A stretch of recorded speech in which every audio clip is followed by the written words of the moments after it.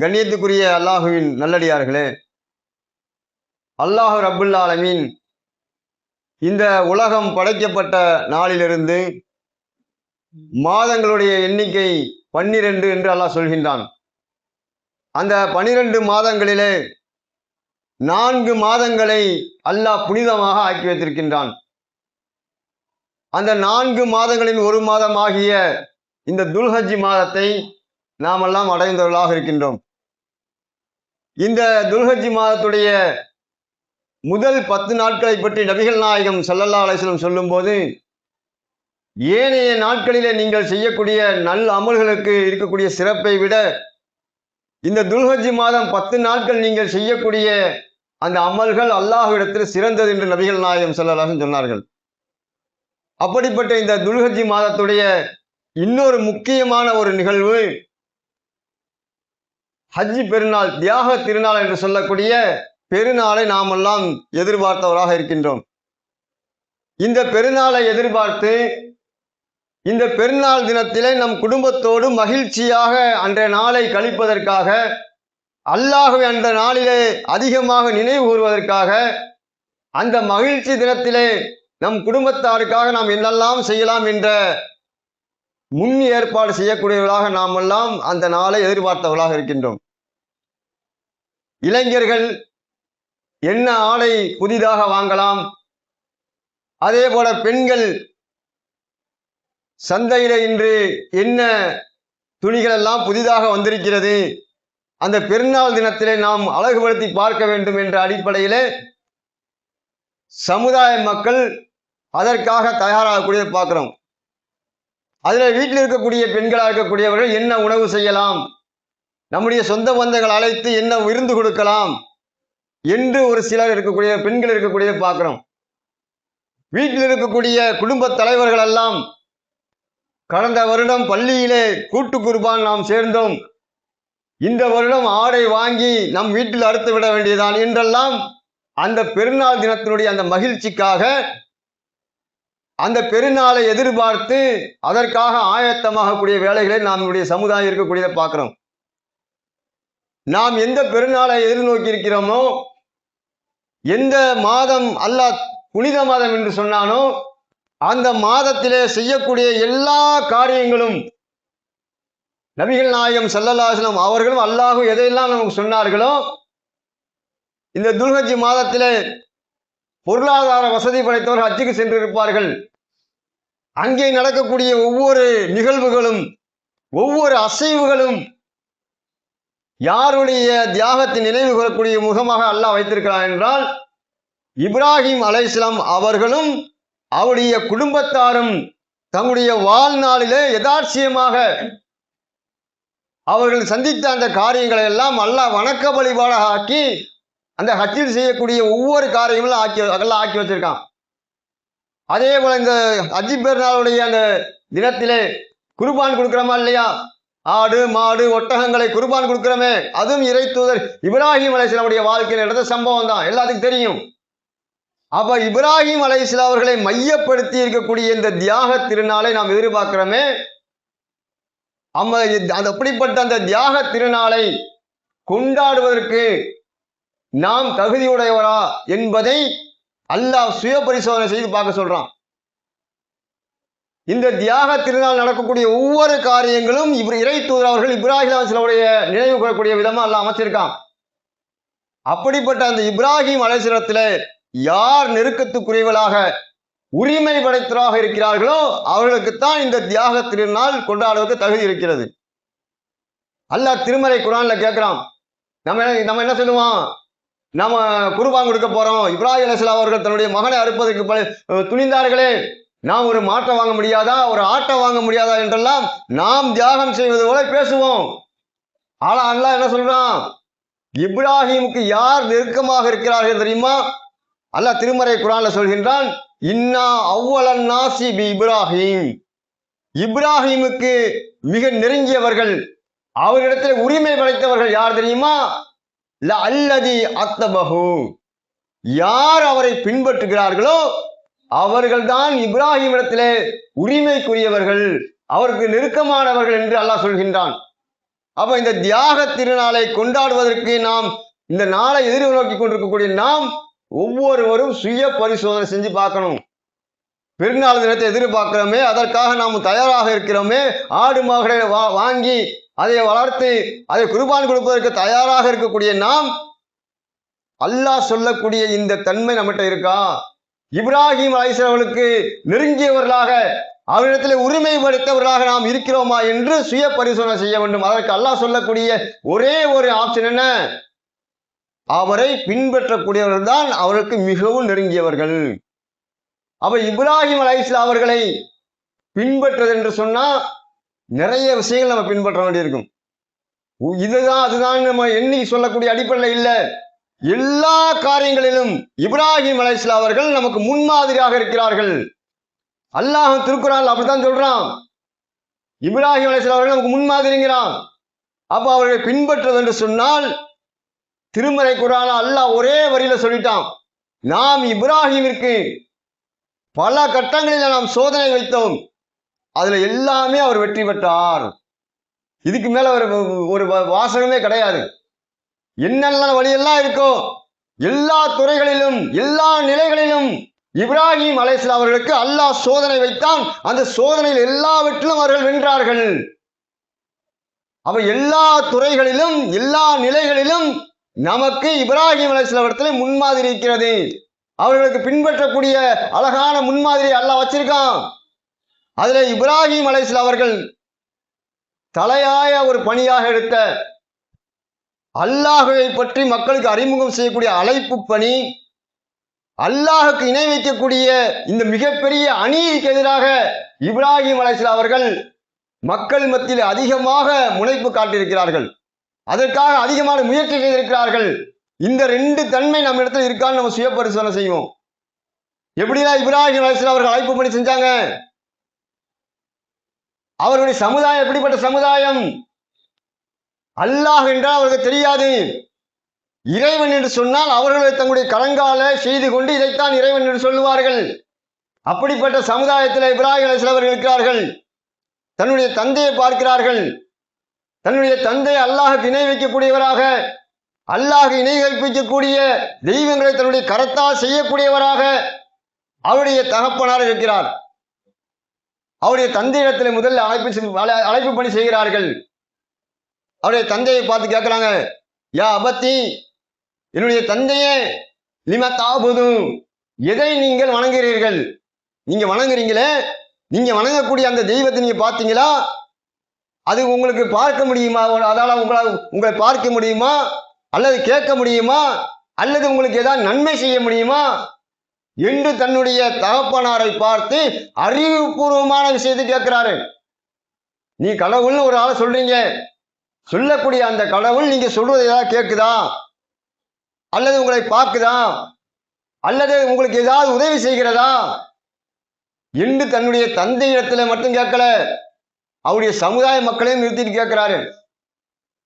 அறிவுபூர்வமாக தன்னுடைய தந்தைக்கு இந்த ஏகத்துவ கொள்கையை, அல்லாஹை பற்றி அறிமுகம் செய்கிறார்கள். யா அபத்தி இன்னி அஹாப், என்னுடைய தந்தையே, நான் ரொம்ப பயப்படுறேன், ரொம்ப பயமா இருக்கு. அல்லாஹுடைய கோபத்துக்கு ஆளாகி ஷைத்தானுடைய நண்பனாக நீங்கள் மாறிவிடுவீர்கள் என்று நான் பயப்படுறேன்.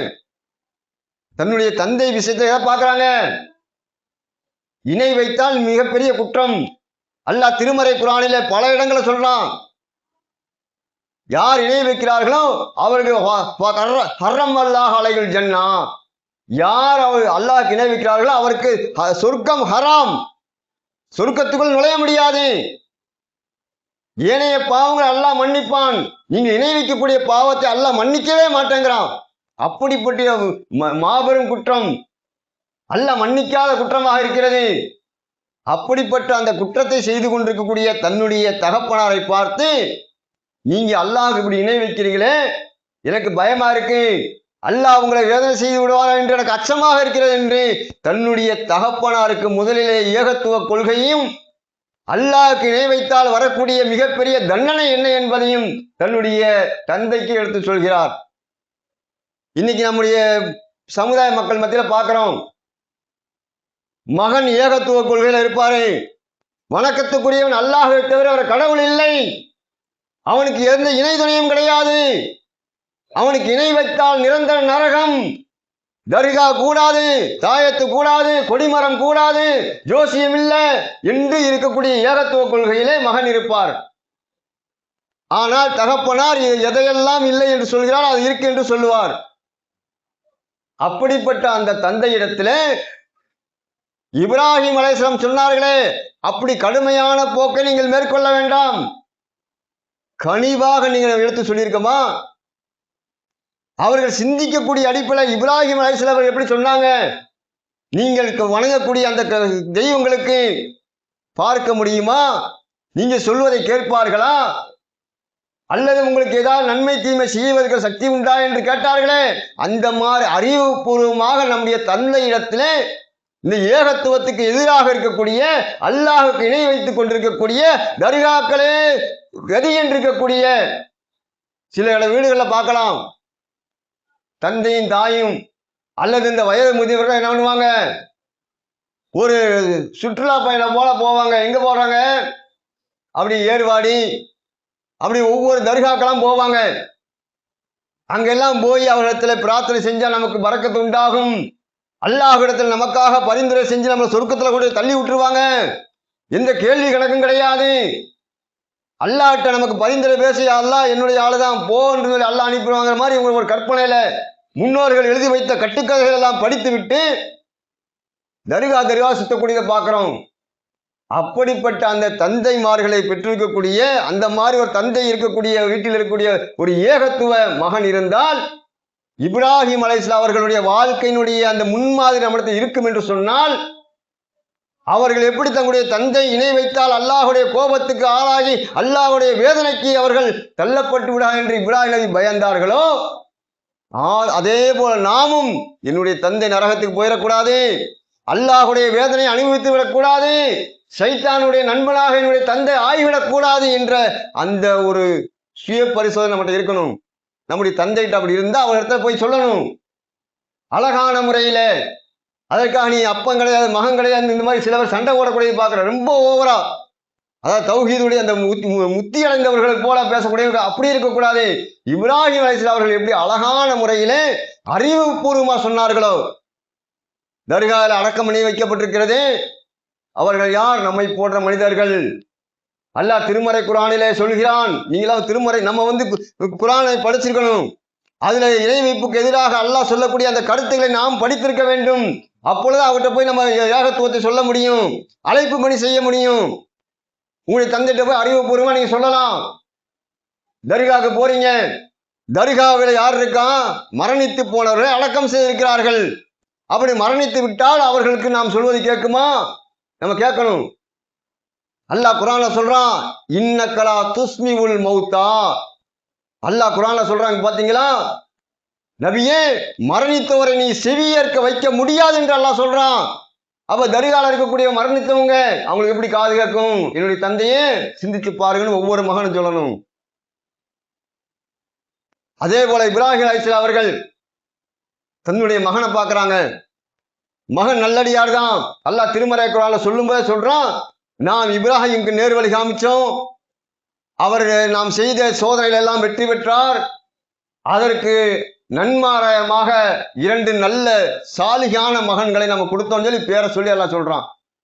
அப்படி இருந்தும் ஏகத்துவத்திலே ஒரு மனிதன் இருக்கான் என்று சொன்னால் நம்ம நினைச்சுக்கிறோம் தௌஹீத் நம்ம கிடைச்சிருச்சு, நம்ம எப்பயும் பர்ஃபெக்டா இதிலேயே இருந்து மரணிச்சிருவோம்.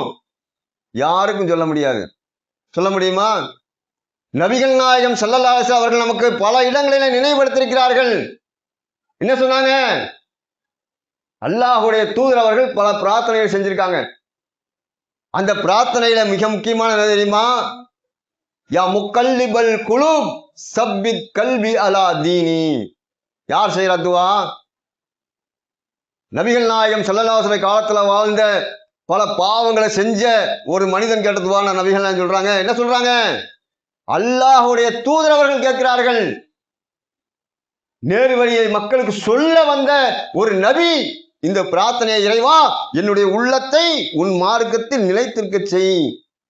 அப்ப நம்முடைய உள்ள வந்து இஸ்லாமிய மார்க்கத்தை இந்த ஏகத்துவத்தை ஏற்றுக்கொண்டாலும் அதை விட்டு திருப்பக்கூடிய அந்த ஆற்றல் அல்லாஹ் இடத்துல தான் இருக்கு.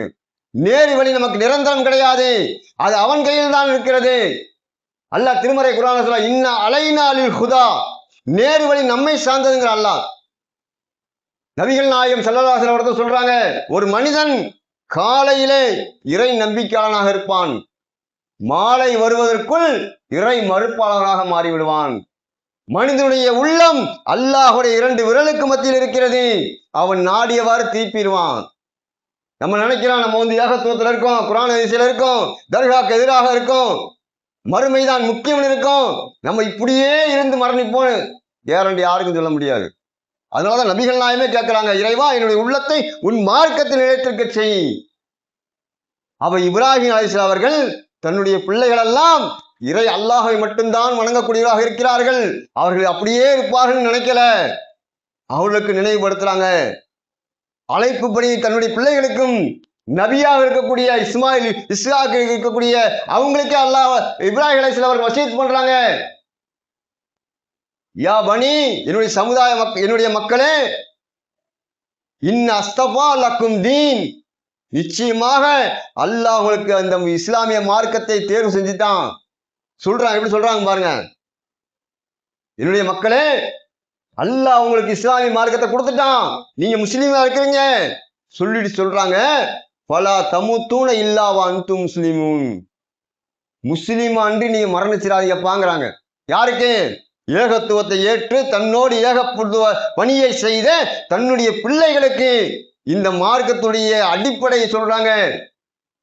நீங்க முஸ்லீமா இருக்கீங்க, மரணிக்கும் போது முஸ்லீமாக நீங்க மரணிக்கணும். அப்ப தன்னுடைய பிள்ளைகளுக்கு வசியத்து பண்றாங்க. அப்ப நாம சில சில இளைஞர்கள் திருமணமாகி அடுத்து பிள்ளைகளை பெற்று குடும்பத்தோடு வாழக்கூடிய ஒரு சூழ்நிலை வரக்கூடிய அந்த மக்கள் எப்படி இருக்கணும்? இப்ராஹிம் நபியுடைய வாழ்க்கையில இந்த முன் மாதிரியை பார்த்து தான் பெற்ற பிள்ளைகளுக்கு ஏகத்துவத்தை அதனுடைய முக்கியத்துவத்தையும் அதில் எப்படி நாம் நிலைத்திருப்பதற்கு அல்லாஹும் அல்லாஹ்விடத்தோடு வழிவகுத்திருக்கிறார்களோ அவைகளை குறித்து அவர்களிடத்தில் தாவா செய்ய வேண்டும். அப்ப நம்முடைய குடும்பத்துல தந்தையை பார்க்கணும், தன்னுடைய பெற்றெடுத்த பிள்ளைகளை பார்க்கணும், அதுக்கு பிறகுதான் சமுதாயத்து பக்கம் வெளியே வரணும். அப்படித்தான் இப்ராஹிம் நபி வந்தாங்க. அழைப்பு பண்ணி சொன்னா என்ன பண்ணுவான்? ஊரெல்லாம் போய் பேசிட்டு இருப்பான். வீட்டுல பாத்தீங்கன்னு வைங்க, அப்பா தர்காவாதியா இருப்பார், சொன்னா பிரச்சனை இல்லை, சொல்லாம விட்டா குற்றம். நம்ம சொல்லியும் அவர் செய்யறாரு வைங்க, இவர் சொல்லி கேட்கல, இவர்கிட்டயே சொல்லிட்டு இருக்க முடியுமா? அடுத்து வெளியே போயிட வேண்டியதான். சொன்னமாங்கிறத அல்லாஹ் கேட்பான், சொல்லாம நீ வெளியே போய் சொல்லிட்டு இருந்தேன்னா அல்லாஹ் கண்டிப்பா கேட்பான். உன்னுடைய தந்தையை போய் கேட்டியா, அவர்கிட்ட சொன்னியா, எனக்கு இணை வைக்கக்கூடிய காரியத்தை செய்தாலே தடுத்தாயா என்று அல்லாஹ் கேட்பான். நம்ம சொல்லிட்டு அவர் கேட்கலன்னா நம்ம வெளியே போய் சொல்லிக்க வேண்டியதான். அப்ப சமுதாயத்துல பாக்குறாரு, இப்ராஹிம் அலைஹிஸ்ஸலாமுடைய வரலாறு நீங்க படிச்சு பார்த்தீங்கன்னா அப்படியே அறிவுபூர்வமா இருக்கும்.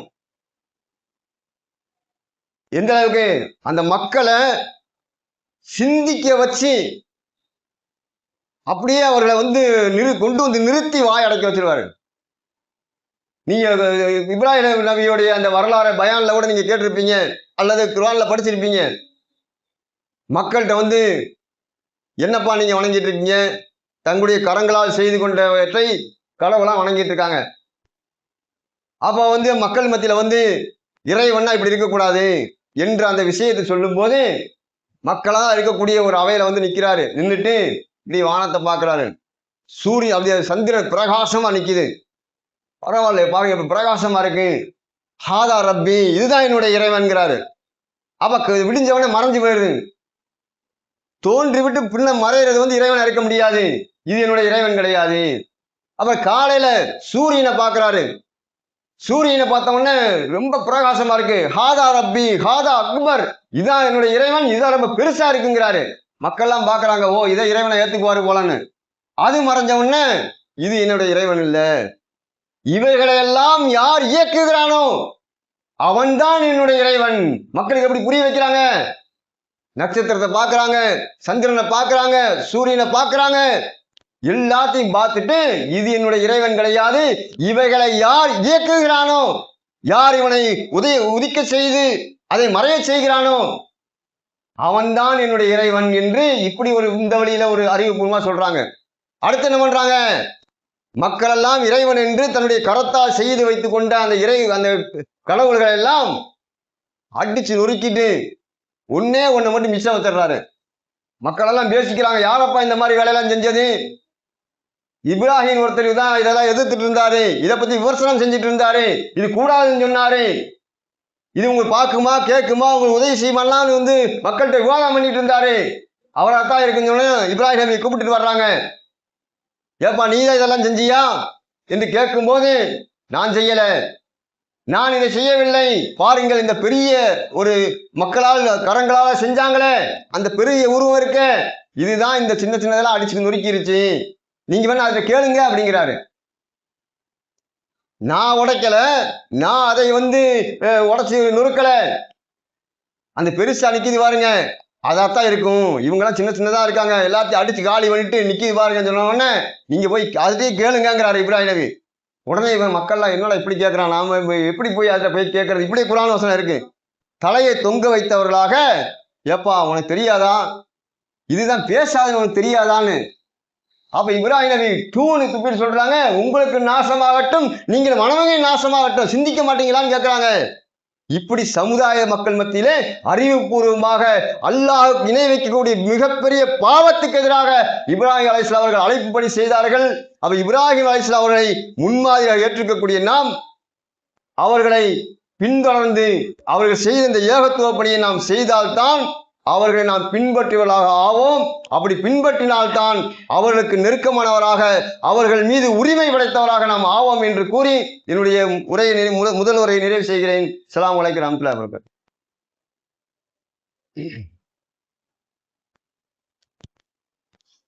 அல்ஹம்துலில்லாஹி ரப்பில் ஆலமீன். அல்லாஹும்ம ஸல்லி அலா முஹம்மது வ அலா ஆலி முஹம்மத் கமா ஸல்லைத அலா இப்ராஹீம வ அலா ஆலி இப்ராஹீம இன்னக ஹமீதும் மஜீத். அல்லாஹும்ம பாரிக் அலா முஹம்மது வ அலா ஆலி முஹம்மத் கமா பாரக்த அலா இப்ராஹீம வ அலா ஆலி இப்ராஹீம இன்னக ஹமீதும் மஜீத். கண்ணியத்திற்குரிய எல்லாம் அல்ல அல்லாஹுவின் நல்லடியார்களே, இறை தூதர் இப்ராஹிம் அலைஹிஸ்ஸலாம் அவர்களை பின்பற்றக்கூடியவர்கள், அவர்களை முன்மாதிரியாக யாரெல்லாம் ஏற்றுக்கொண்டு அவர்களுடைய பணிகளை தங்களுடைய வாழ்நாளில் செய்கிறார்களோ அவர்கள்தான் இப்ராஹிம் அலைஹிஸ்ஸலாம் அவர்களிடத்திலே உரிமை படைத்தவர்கள், அவர்களை நெருங்கியவர்கள்.